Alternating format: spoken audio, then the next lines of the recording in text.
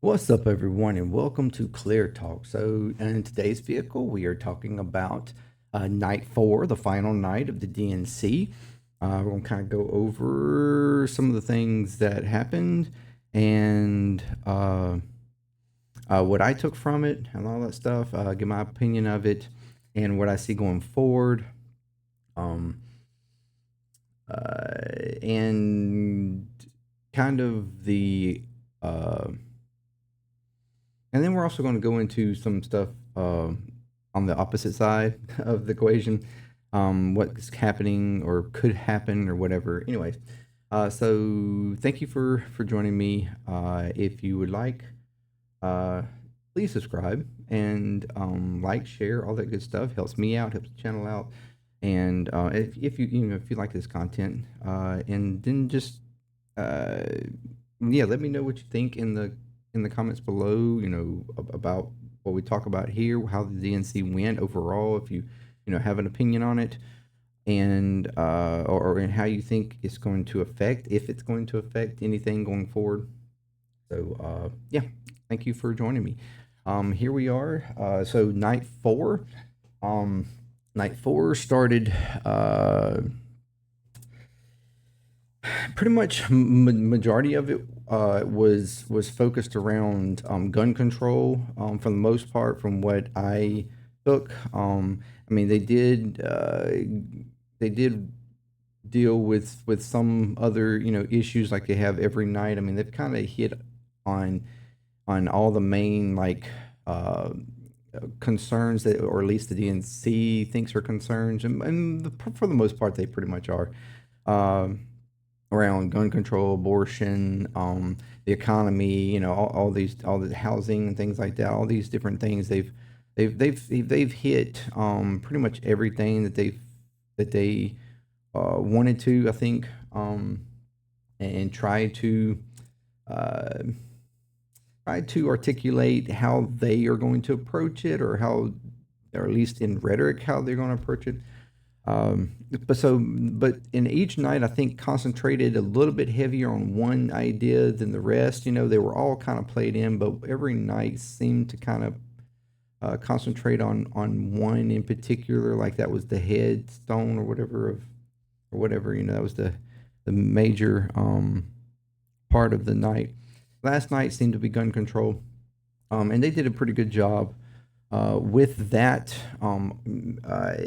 Talking about, it had a time where they had about 4 or 5 people up there on the stage, each of them from different parts, different major events like the Sandy Hook, and then whatever, the one in Texas. I can't remember. I'm not sure how to say that, or can't remember exactly how to, Udalvi or something like that, in Texas. And then the other one, um, I can't remember where that one was. There was a few of them, like major shootings that have happened in schools and stuff, and it was kind of centered around the gun control, in order to protect our kids, um, which is what we should be, and that's something that Tim Walz even hit in his speech. How he was a firm believer in the Second Amendment. He was a really really good shooter and whatnot. Been around weapons and guns his whole life. Being in the military too. And but yet, even though he owns guns and he believes in that and everything else, is he also understands the need for regulation and having, keeping them in check, as far as the access to weapons, what weapons are accessible to the population and all that kind of stuff, and overarchingly, to protect our kids. It's like, in one part they had a little video, and it was in one part of the video it showed Kamala at, like, I think it was on like one of the night shows. I can't remember what, and it was the audience was mostly like school kids. It looked like mostly like teenagers or like college, and something like that. But it was mostly kind of more older kids. I don't. I didn't really see whether or not it was too many younger kids there, but it was a night show. Um, but she asked the question about, how many of you have had to go through drills for, a shooting type, incident or something, and how to protect yourself, and what, or what the steps are to, keeping yourself safe and whatnot. And pretty much every kid in there, raised their hands. And it's sort of a disheartening thing to see, really. If you think and step back, that so many kids around the nation, and the fact that we have to have these types of things happen, where we have to have these type of drills. I mean, yeah, nature drills or whatnot, tornadoes, earthquakes, things like that. Things that are out of your control, is one thing, but the fact that we have to have such stringent, like, plans and drills for a school shooting, like the fact that that school shootings is even something that we have to be that concerned with. It should be like a something that should ring a bell, in our country, to those who are so adamant on so-called protection of our Second Amendment, that they are so concerned with having guns and having access to guns, and protecting our right to have a gun, but not as concerned, or even more so, for protecting our own children. Um, it's just amazing. It's kind of like that, even touch and go, or like touch argument on the abortion thing. How they're so concerned about a baby that's not born yet, um, and to some degree, rightfully so, at least at certain points. But yet, after they are born, any kind of, like, um any kind of assistance or protection or help, um in that child's life, Republicans tend to ignore, or actively fight against. Um, when it comes to education, and access to things that they need, as far as their parents, getting assistance and helping that, with that, if they're struggling or whatnot, or even to the point of, school, not only in education but in their safety, uh, just don't seem to care. It's more in line of, it's always trying to blame the people who are doing the shooting, but not understanding that our our desire as a country, or as a people, to just have this unlitigated, unregulated, like, uh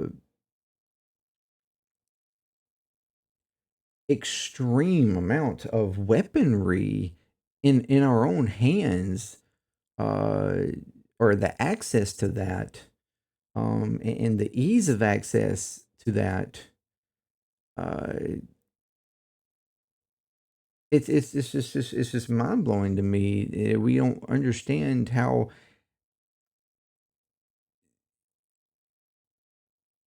dangerous that is. Not just even for kids, but for everybody.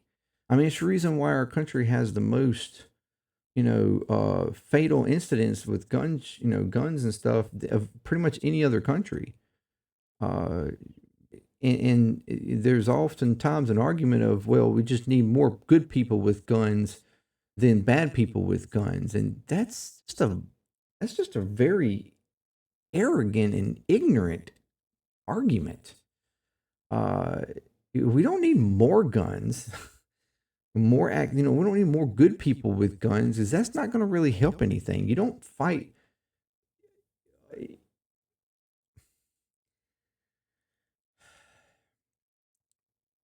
We need less access to guns and more strict access to guns. particular types of guns, to reduce the amount of guns, and little by little, I'm not one to sit there and argue, and neither is the Democratic Party, by the way, um, arguing to like take all guns away or try to force you to give all your guns up. That's not even a part of the argument whatsoever. It's about regulating what guns are available, and restricting certain types of guns because of their um, ability to cause damage fatally, um, with such ease. All right. Um, and that's where we need to understand, when it comes to gun control. Um, and then that's something that is just mind blowing to me, that so many people argue for just more and more and more and more, even to the point that they just want access to all kinds of shit that you just don't need. And their argument oftentimes is about, um and I don't mean to go into a gun control rant here. Need to just do my own video on this, but it's like, the argument that it's their protection from our own government or our own military turning on us or something, or whatever. It's like, you understand that, if but in the same defense, they want to defend our army and military and our government being the most grand military in the world, to point that we can take on other countries, like multiple countries, but yet they think that they can defend themselves with some puny ARs and shit. Like, that's their argument. It's just absolutely ridiculous. And quite frankly, if the government did want to take all your guns, they could. They could have easily do it. And whether you liked it or not, and whether you put up a fight or not, I mean, they do have the capability to do it if they wanted to. And honestly, you will more than likely just suffer from it if they did. But ain't nobody even arguing for that. And our military has a morale or morality to it, to the point that they even if there was um an official or president or something that attempted to try to put the military against its own people, um I'm pretty fairly certain that it wouldn't be accepted. um I mean, even the limited amount that even Trump attempted previously at doing it, it had a whole lot of backlash, from military commanders and everything else. So, this is not something that, it's this is fear, unwarranted fear that people have. Um, Now, don't get me wrong. You know, there is the possibility of, little by little, like, certain changes happen, that could happen in the future. But the way things are set up right now, and with the people that are in power right now, as far as the military is concerned, that's not something that's really even on the table, or really would be acceptable. So it's just really, um, but putting the wrong people in power, yes, that could potentially even happen. And Trump being one of those, that would, he's already attempted it before, and he would try to change and put people, like, that's the whole idea. With the administrative state and everything else, is to put loyalists in there to do his biddings and whatnot, all across the table, uh, even in the Defense Department. So, if that's what you're concerned about, you should be more concerned about what Trump's going to do if he gets back in office, and if he actually attempts to have the power that, the most extreme Republicans with Project 2025 would want him to wield. So, it's just, anyways. So yes, it was on gun control, um, for the most part, and they touched on other things. It wasn't any major like speeches or anything from anybody out, just crazy, other than uh, you had a couple of Hollywood's types, or your celebrities. That's the word I was looking for. Celebrities out there like D.L. Hughley came out and did, a little funny segment. And he was really good. Hit on Trump pretty hard. And it was in a very funny way.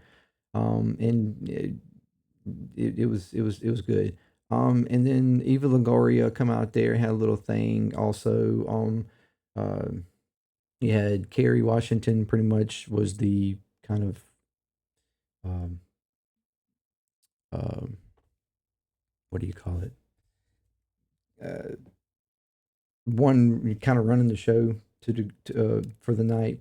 But it mainly was concentrated around Kamala speaking. Like that was the main thing. Kamala's sister got up there and spoke about her um, a little bit before Kamala got up there, and so it was, like I said, it was all wrapped around her and moving her to her speech and her giving and articulating, you know, her speech and her acceptance of the nomination and all that stuff. Um, which she did, and for the most part, it was a pretty solid, pretty solid speech. She hit on pretty much everything she wanted to hit on. I feel like, and she articulated it pretty well. The only issue I had, which is the same issue that we talked about yesterday, was with the whole Gaza issue. Um, and the fact that, we talked about how they had, it was asked of the convention for a Palestinian delegate, and there was actually, I found out that they give a whole list of delegates. Um, for them to choose from. It wasn't like just one or two people you know, trying to do. They gave an entire list of people, like I think around 20 or so names or whatnot that um, of people that they could choose from. And they could even be selective about it, and and they still denied. They apparently acted like they were considering it, and that they hadn't really, they couldn't say yes or no, but they were considering it and kind of working out, the plans for who was going to speak and whatnot. But then they ultimately came back, uh day day three, at the last minute, and said, sorry, the answer is no. You're not, we're not going to allow anybody on this list to speak, which was, I guess, I argued, in yesterday's video, that was a very bad decision, and I was hoping that they were going to revisit that for night four, but uh, obviously they didn't. There was a reporting uh, that the convention, the Harris campaign and whatnot,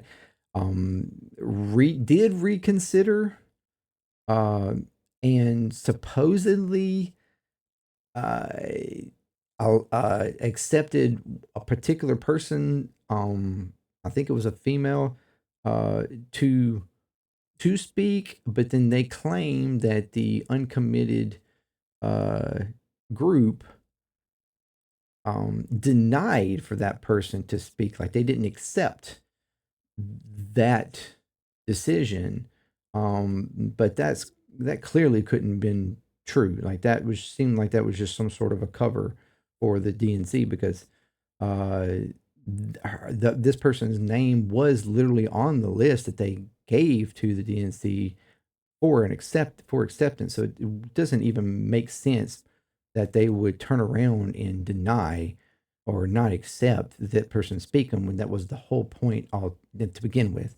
So I feel like DNC's most certainly lied on that, um, which is even worse. I mean, it's far bad enough that you would deny a Palestinian person, delegate, somebody representing that side of the argument to speak and be heard, but then turn around and lie uh, about like come around acceptance of a particular person that and then claim that the group that's wanted this all along like didn't accept that. Like that just doesn't even.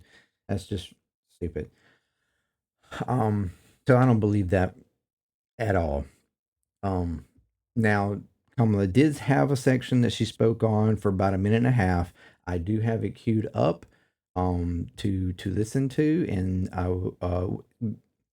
don't know if like maybe they wanted her to like I'm trying to like strongman with and be as giving as I can on this because I mean just because from their mindset maybe this is what they were thinking, that they wanted more or less for Kamala to address this or give her um opinion on this, and they felt that that would be good enough. uh I think that is a if that was the case, and that is very misplaced, uh and not very smart strategically on that. But anyways, so I have it queued up, and um let's take a listen. And let me be clear, and let me be clear, I will always stand up for Israel's right to defend itself, and I will always ensure Israel has the ability to defend itself, because the people of Israel must never again face the horror that a terrorist organization called Hamas caused on October 7th. Including unspeakable sexual violence and the massacre of young people at a music festival. At the same time, what has happened in Gaza over the past 10 months is devastating. So many innocent lives lost. Desperate, hungry people fleeing for safety over and over again. The scale of suffering is heartbreaking. President Biden and I are working to end this war such that Israel is secure, the hostages are released, the suffering in Gaza ends, and the Palestinian people can realize their right to dignity, security, freedom, and self-determination. So that was her portion on Gaza. Um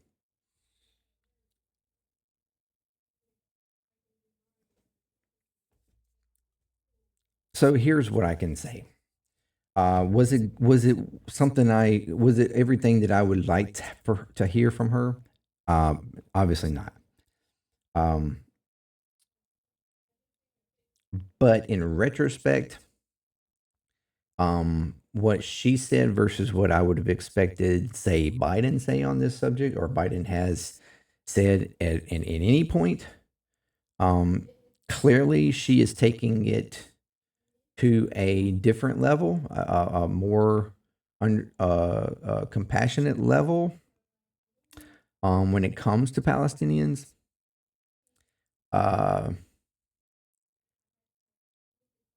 Now I'm being as conservative as I can on the fact that uh, her rhetoric um, could be a sign that she at least has a little bit of a better moral ground on the issue, and more understanding of pro-Palestinian um, speech or rhetoric or whatever, or movement. Uh, but words are just words, right? So it's the actions that are more important. And right now, clearly she doesn't completely wield the power to make a difference or a change in the policy, because she's, she clearly is not president yet. Biden's still in control. I don't know how much influence she truly wields. I mean, it's possible that she could influence a little stronger now versus like before her, this flip and her becoming the nominee. But eh, I still don't know how much that's really going to make a difference. Now, granted, and they keep talking and making the comment about constantly working for a ceasefire, but that clearly isn't happening. They're clearly not pushing hard enough on Netanyahu to accept, or especially when they're apparently changing the parts of the agreement that was supposed to be brought back to the table. They're changing parts of it in favor of Israel, knowing damn well Hamas is not going to agree to it. And so it's really it makes it look, and the fact that we are actually mitigating this just makes it look like we are in cahoots with that, and helping bring something to the table that clearly Hamas is not going to accept. And this is the problem that we were having early on in the talks. So we're clearly not doing all that we could. And I mean, because there's so much more that we could actually be doing. But we're playing in this fine line of trying to look like we completely support Israel, but at the same time trying to make it look like we aren't really supportive of a genocide, but yet that's not really working in our favor by any means, especially when we still have reports of millions of dollars worth of shipments, weaponry, and funding and stuff still being sent to Israel. It's something that's like we're being it just over and over, we're just being gaslit on. So now, like I said, at the end there, she gave her a little extra that I haven't really heard her say before. Most certainly wouldn't have expected any like Biden to say at all. But about Palestinians real having their freedoms and self-determination and all that. That is different rhetoric, especially coming from the DNC.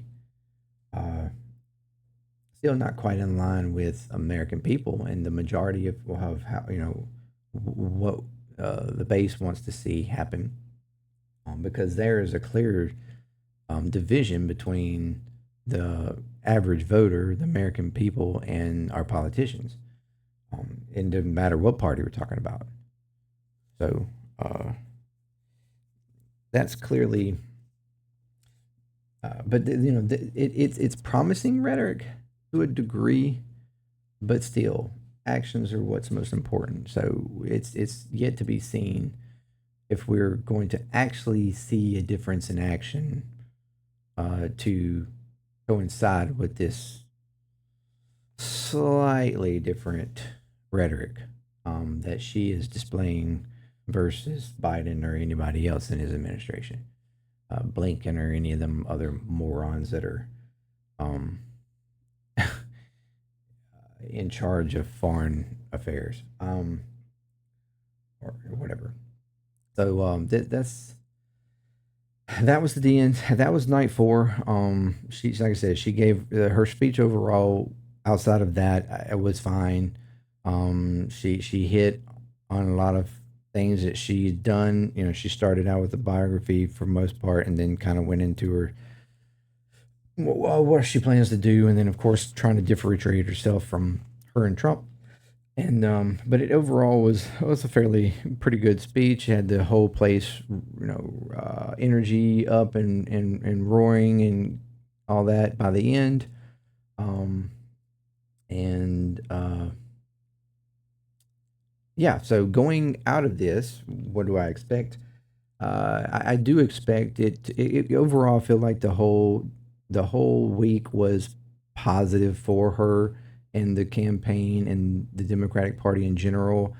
Going towards the election, I feel like in general when you're normally it's pretty much understood for the most part.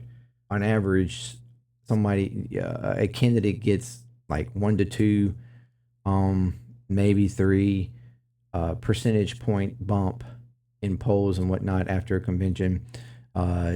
Trump did not after the RNC. Um, his popularity went up, but his actual poll numbers didn't go up. Um, but it's the energy that went through this one. I feel like most certainly she will get a bump, a couple of points, probably easily, even potentially maybe more than that, with the energy that was going through it and the messaging that was being put forward to the American people. As far as because I mean, as far as ratings was concerned, the DNC all 4 nights beat ratings for the RNC any night of the RNC, all 4 nights. So in the American people's eyes in ratings and people watching. It was clearly more watched. It was more engaged as far now whether those that were watching, if that will translate to them actually, deciding if they were undecided, um, uh, in supporting her in the campaign, um, or just if they took it as null and still undecided. That's yet to be seen. I would expect within the next week, polls that start to come out will reflect just how much of an impact this may have actually had.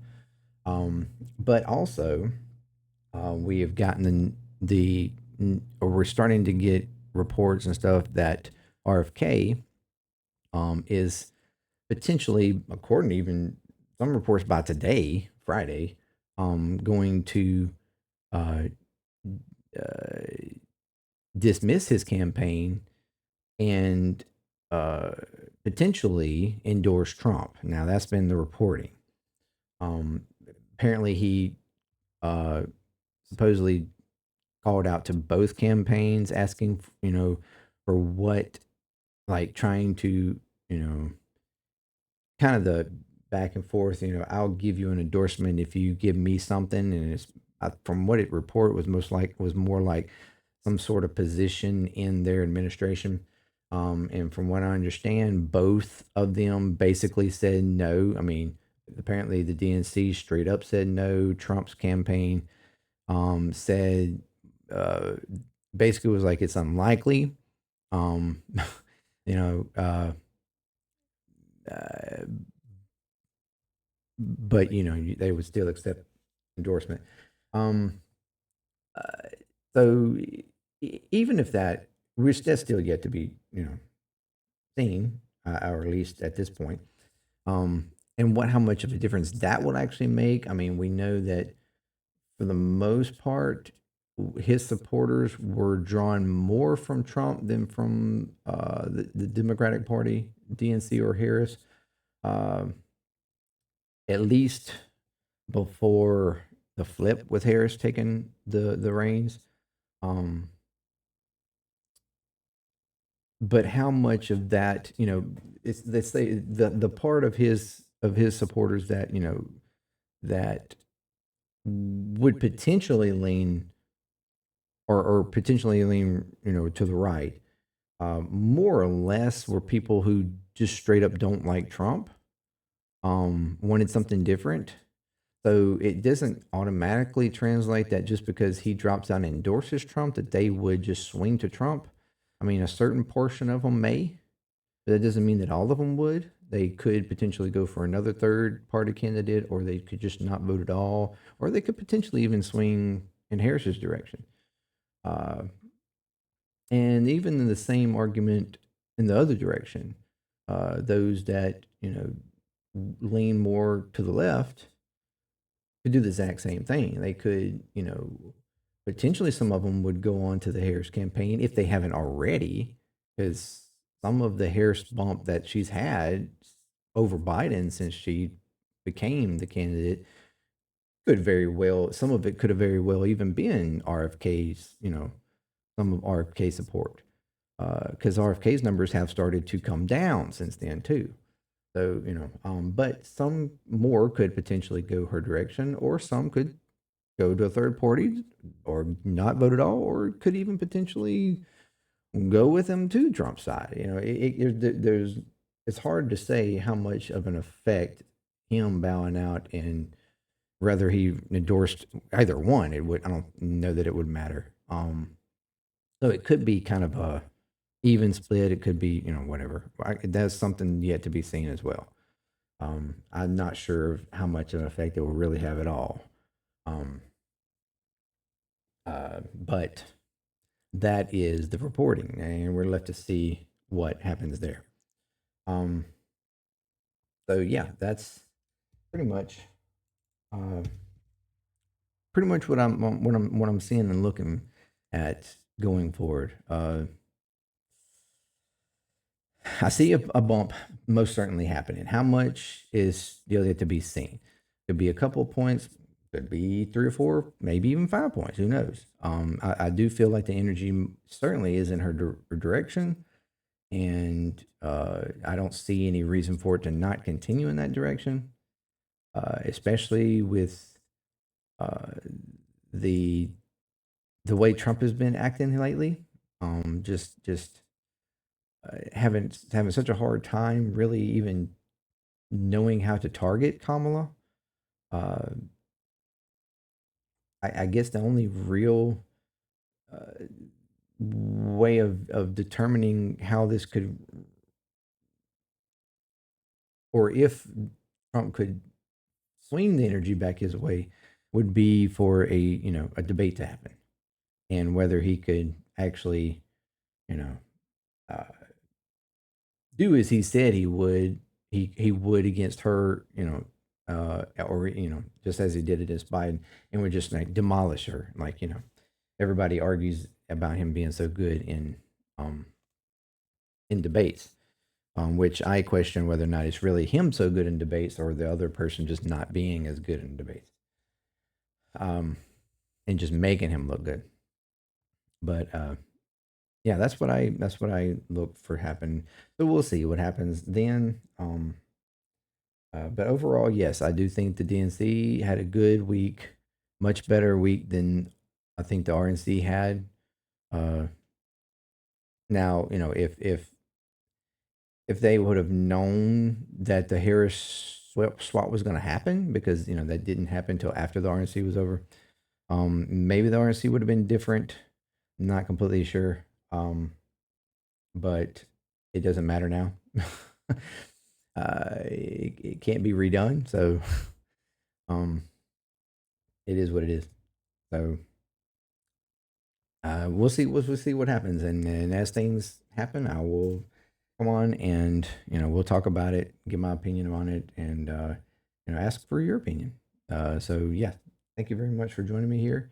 If you like this content, if you like what we're talking about, like again I said, consider subscribing, like, share, all that good stuff. Let me know what you think. How the DNC week went overall. If you paid attention or watched it, or how do you feel about Harris's speech? Was it good? Was it not? Was it mediocre? Could have been better. Do you feel like the energy is going to go in her direction and continue, in going up? Um, and what do you think about the whole RFK part of it? Do you think he really will drop out and endorse Trump, or you know, how much of effect that will really even have. Uh, so yeah, let me know what you think. And until next time, peace. Clear Talk. I'm out.